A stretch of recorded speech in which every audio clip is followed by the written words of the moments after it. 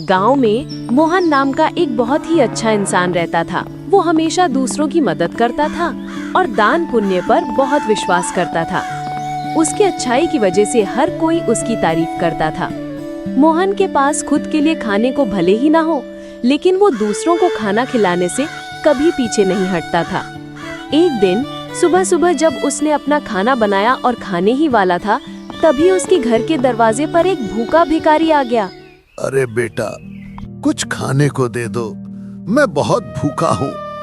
कल से पेट में अन्न का एक दाना तक नहीं गया है। मेरी हालत बहुत खराब है। भूख के मारे बुरा हाल है। अब तो चला भी नहीं जा रहा। क्या इस गांव में कोई ऐसा नहीं है जो किसी भूखे को खाना खिलाए? मेरा तो शरीर पूरी तरह से कांप रहा है। मैं अब और खड़ा नहीं रह सकता। अरे काका, आप दरवाजे पर क्यों खड़े हैं? आप अंदर आइए, या आपका ही घर है। आइए मेरे साथ बैठकर आराम से खाना खाइए। ये तो मेरा सौभाग्य है कि आप मेरे घर आए। आज मेरा दिन बन गया, मैं बहुत खुश हूँ। नहीं बेटा, मुझे इतनी देर नहीं रुकना। मेरा पेट बहुत ज्यादा भूखा है। मुझे इतनी भूख लगी है कि इतने से खाने से मेरा पेट नहीं भरेगा। मैं आगे और लोगों से मांग कर खा लूंगा। तुम अपना खाना खा लो। मैं नहीं चाहता कि मेरी वजह से तुम्हारा पेट खाली रहे। तुम इतना अच्छा कर रहे हो, मुझे अच्छा नहीं लगेगा कि मैं तुम्हारा खाना छीन लूं। नहीं काका, आप चिंता मत कीजिए। मैंने रात में पेट भरकर खाना खाया था, इसलिए मुझे अभी बिल्कुल भी भूख नहीं है। आप ये पूरा खाना खा लीजिए। मेरे हिस्से का खाना आप ही खाइए। आप भूखे रहकर कहीं और खाना मांगने जाएं, ये मुझसे देखा नहीं जाएगा। आप बिल्कुल भी चिंता मत कीजिए। मैं अपनी भूख का कुछ ना कुछ इंतजाम कर लूंगा। नहीं बेटा, मुझे ये सब सही नहीं लग रहा है। तुम्हारा पेट खाली है और तुम मुझे खाने के लिए दे रहे हो। ये तो बहुत गलत बात है। मैं तुम्हें भूखा नहीं छोड़ सकता। अरे काका, आप चिंता क्यों कर रहे हैं? मैंने आपसे कहा ना कि मैं रात में भरपेट खाना खाकर सोया था। सच कह रहा हूँ, मुझे बिल्कुल भी भूख नहीं है। आप खाना खाइए, नहीं तो मेरा खाना बर्बाद हो जाएगा। मुझे खाना बर्बाद करना पसंद नहीं है। ठीक है बेटा, अगर तुम कह रहे हो तो मैं ये खाना खा लेता हूं। तुम बहुत अच्छे हो। भगवान तुम्हें बहुत आशीर्वाद देगा। मुझे तो विश्वास ही नहीं हो रहा कि ऐसे लोग भी होते हैं। आप बिल्कुल परेशान मत होइए काका, खाना खाइए। मुझे आपकी मदद करके बहुत अच्छा लगेगा। ये तो मेरा धर्म है। इतना कहकर मोहन अपनी थाली उस भिखारी की तरफ बढ़ा देता है। भिखारी भी खाना देखकर दोनों हाथों से जल्दी जल्दी खाने लगता है और खाना खाने के बाद भिखारी मोहन को ढेर सारा आशीर्वाद देते हुए कहता है, भगवान तुम्हें हमेशा खुश रखे बेटा। तुम्हारी दानशीलता देखकर मेरा मन बहुत ज्यादा प्रसन्न हुआ है। तुमने अपने हिस्से का खाना मुझे खिलाया है। आजकल ऐसे दानवीर लोग कहाँ मिलते हैं? ये बहुत ही दुर्लभ है। तुम्हारी नेक दिली का फल तुम्हें जरूर मिलेगा। तुम्हारा भला हो। इतना कहकर भिखारी वहां से चला जाता है। लेकिन मोहन को तो बहुत तेज भूख लगी थी। अब वो रसोई में जाकर रसोई में रखे डब्बे को देखने लगता है, जिसमें अन्न का एक दाना भी नहीं था। कोई बात नहीं, उस बेचारे का पेट भर गया। मुझे बहुत सुकून मिल रहा है। उसका आशीर्वाद ही मेरा पेट भर देगा। अब मुझे कुछ काम देखना चाहिए। कहीं से खाने पीने का बंदोबस्त तो हो ही जाएगा। भगवान ने चाहा तो आज भी मेरा पेट खाली नहीं रहेगा। मुझे भगवान पर पूरा भरोसा है। मैं आज भी भूखा नहीं सोऊंगा। काश मेरे पास कुछ पैसे होते तो मैं कुछ खरीद कर खा लेता। लेकिन कोई बात नहीं, मैं हिम्मत नहीं हारूंगा। मैं जरूर कोई ना कोई तरीका ढूंढ लूंगा। अब मोहन घर से निकलता है। तभी उसे गांव का रामलाल देखकर अपनी पत्नी से कहता है, ये मोहन अभी अभी मेरे घर की तरफ से जा रहा है। मैं इसे रोक लेता हूँ। मुझे इसकी मदद की बहुत जरूरत है। हाँ, तुम बिल्कुल ठीक कह रहे हो। वैसे भी वो तो कभी किसी को मना नहीं करता। तुम उसे मदद के लिए कहोगे तो वो मना नहीं कर पाएगा। अब रामलाल मोहन को आवाज लगाकर बुलाता है। अरे राम भाई, क्या हाल चाल है? कैसे हो? सब ठीक तो है ना? ये इतनी सारी अनाज की बोरियां खेतों से क्यों ला रहे हो? क्या तुम्हें कोई मदद चाहिए क्या? तुम अकेले ये सब कर रहे हो, ये तो बहुत ज्यादा है। अरे मोहन, तुम सही समय पर आ गए। खेतों से अभी 10 बोरियां और लानी हैं, लेकिन मैं बहुत ज्यादा थक गया हूँ। मेरे हाथ पैर दर्द करने लगे हैं। मैं तो पसीने से भीग गया हूँ। तुम थोड़ा हाथ बंटा देते तो मेरा काम जल्दी हो जाता। तुम्हारा तो वैसे भी लोगों की मदद करने का स्वभाव है। तुम बहुत नेक इंसान हो। तुम ही मेरी मदद कर सकते हो। अरे क्यों नहीं, चलो चलो, मैं आपके साथ मिलकर खेतों से आपके घर तक बोरियां पहुंचा देता हूं। आपकी मदद करना तो मेरा फर्ज है। आप बिल्कुल भी चिंता मत कीजिए, मैं आपका बोझ हल्का कर दूंगा। चलो हम दोनों मिलकर ये काम जल्दी से खत्म कर देते हैं। बड़ा ही बेवकूफ है। इसकी इसी आदत का फायदा उठाना आसान है। चलो इसी बहाने मेरी मदद हो जाएगी और मैं थोड़ा आराम भी कर लूंगा। इसके बाद मैं इसे कुछ भी नहीं दूंगा। आज मैंने अपना काम आसान कर लिया। कितना अच्छा है कि मैंने इसे देख लिया। मैं कितना चालाक हूँ। मैंने इसे मीठी मीठी बातों में फंसा लिया। अब ये मेरा सारा काम करेगा और मैं आराम करूँगा। और सबसे अच्छी बात तो ये है कि मुझे इसे कुछ देना भी नहीं पड़ेगा। अरे राम भाई, अब क्यों इतनी देर से चुपचाप खड़े हैं? चलिए हम बोरियां उठाना शुरू करते हैं। हमें जल्दी जल्दी करना होगा, नहीं तो देर हो जाएगी। हाँ चलो मोहन, तुम बहुत अच्छे इंसान हो। मैं तुम्हें कभी नहीं भूलूंगा। इतना कहकर रामलाल मोहन से अब कई सारी बोरियां खेत से घर रखवाता है। लेकिन मोहन तो भूखा था। उसे भूख भी बहुत तेज लग रही थी।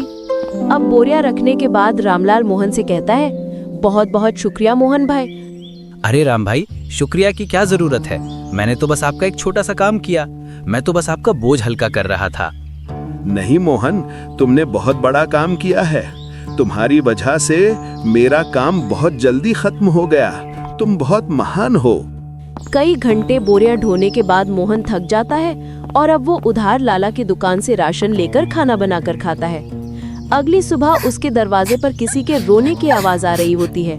मोहन नींद में होता है और दरवाजा खोलता है तो देखता है उसका पड़ोसी कालू अपनी पत्नी को बुरी तरह पीट रहा है।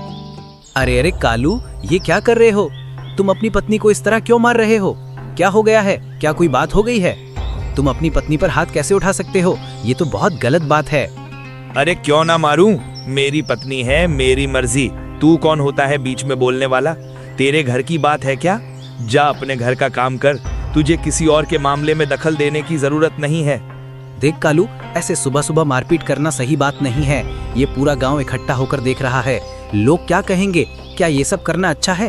तेरी पत्नी को चोट लग जाएगी। क्या तुझे शर्म नहीं आती? मुझे किसी की परवाह नहीं है।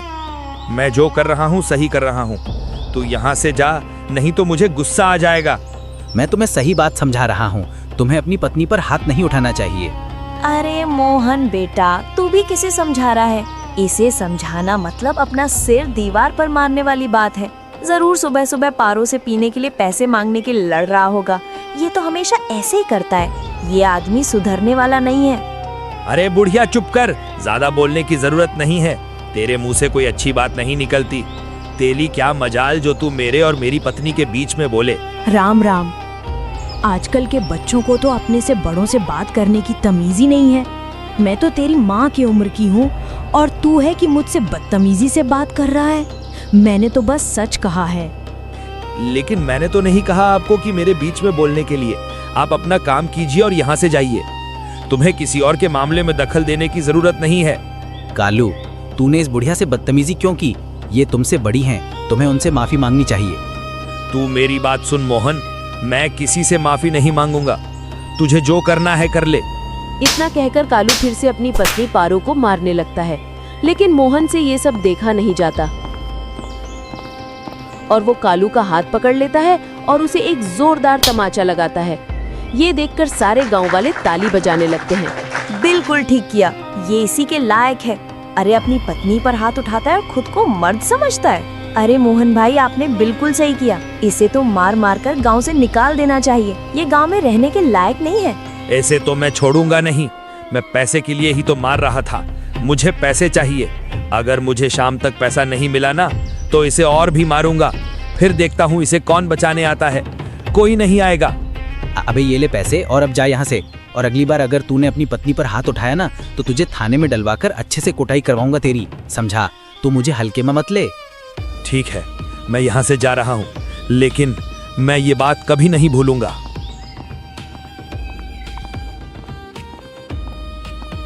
बिल्कुल ठीक किया बेटा इसके साथ। इसे तो सबक सिखाना बहुत जरूरी था।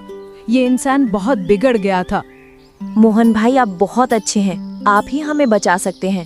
गांव के ढेर सारे लोग ये तमाशा देख रहे होते हैं। उनमें से एक औरत मोहन से कहती है, आप सच में बहुत नेक दिल के हैं, हर किसी की मदद करते हैं, हर किसी का भला चाहते हैं। हम गांव वाले बस आपसे इतना चाहते हैं कि अगला हमारा सरपंच आप ही हो, ना कि वो हरनाम सिंह। अरे क्या बात कही है तूने, ये बात तो काफी समय से मैं दिल में दबाए बैठी थी। हरनाम सिंह ने तो गांव का बुरा ही किया है।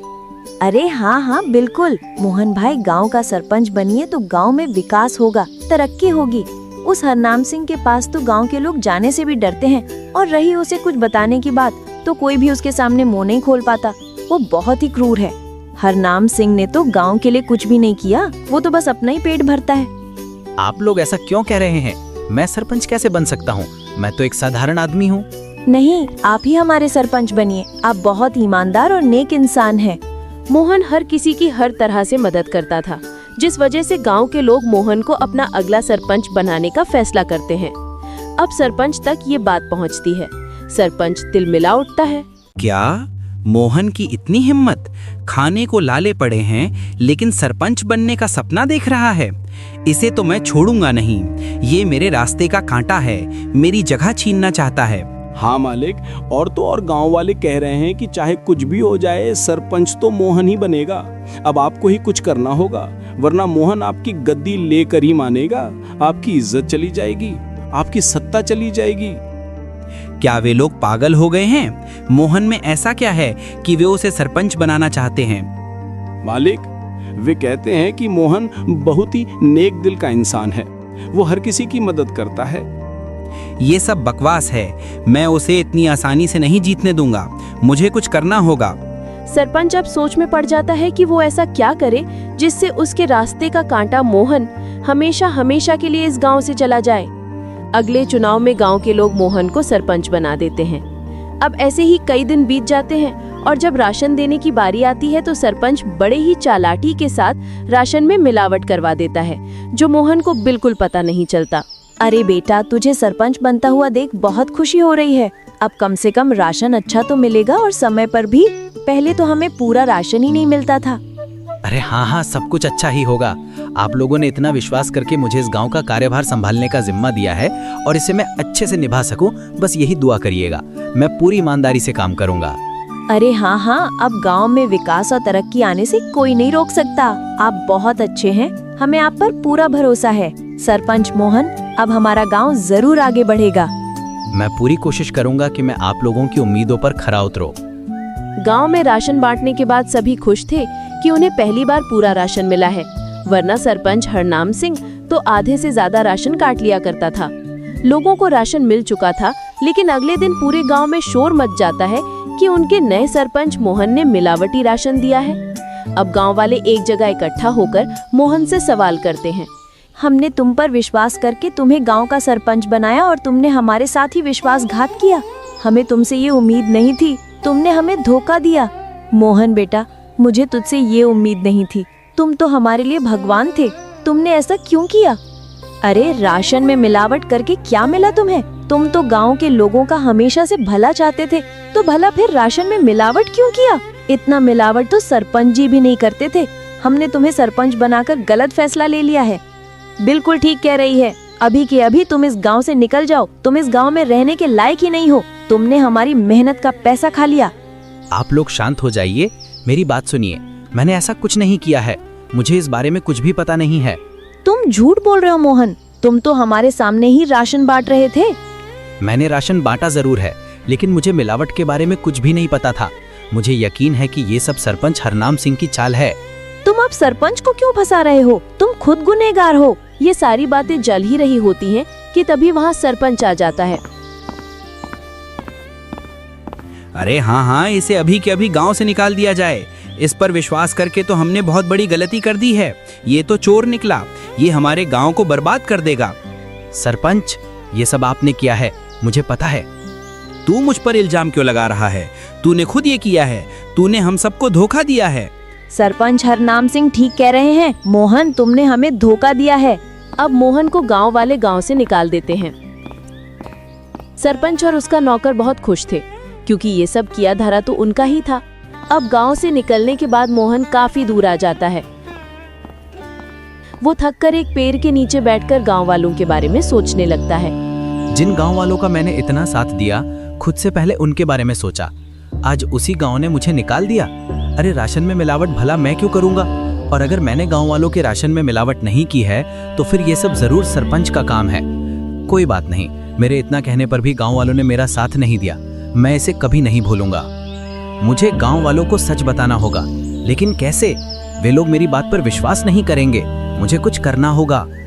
मुझे एक योजना बनानी होगी, एक ऐसी योजना जिससे सरपंच का असली चेहरा गांव वालों के सामने आ सके। मुझे उन्हें विश्वास दिलाना होगा कि मैंने कोई गलती नहीं की है। इधर सरपंच फिर से अपनी चाल चलता है और गांव वालों का विश्वास जीत लेता है। गांव वाले एक बार फिर सरपंच हरनाम सिंह को अपना सरपंच मानने के लिए मजबूर होते हैं, क्योंकि उन्हें मोहन भी धोखेबाज लगता है। ऐसे ही धीरे धीरे महीना बीत जाता है और मोहन का कहीं अता पता नहीं था। एक रोज सरपंच का नौकर जंगल के रास्ते घर आ रहा होता है।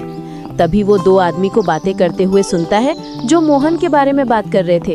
अब वो नौकर घबराता हुआ घर पहुंचता है और सरपंच से कहता है, मालिक, मैंने दो लोगों को आपस में बातचीत करते हुए सुना है।